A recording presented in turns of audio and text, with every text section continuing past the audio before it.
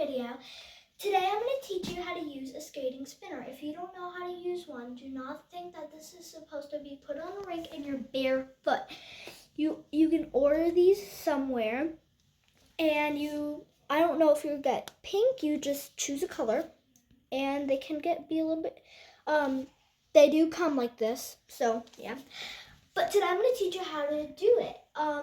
Do not attempt this unless you've practiced on a rink before. So you're going to put this on the floor. Do not put these on rugs. I've tested on a rug and it does not do good effects. So you're gonna bend up. So you don't want to do like this. That's gonna make you slow, and we don't want to be slow. We want to go fast, but not too fast. So let me say I want to go mid speed. So I'm gonna go down, up. And then a tip that you should always know at all times. You're not gonna keep your feet like this.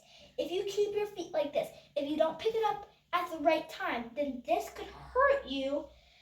I'm just showing you like a tiny bit. So like, look, this could hurt you. And then if you stepped, that could really hurt your foot, and you don't want to get your foot hurt with these.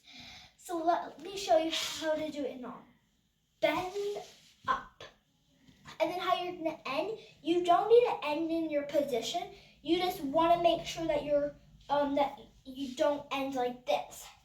Because look, that could be a little bit disturbing. So I'm gonna show you what to do, okay? Bend up like that. And then what you're gonna do is you're gonna try your best to keep your arms. I can't do it, but I'm gonna try this time. So look. See, that the back was not gonna happen, but see, I kept my arms together. You want to keep your arms together like this.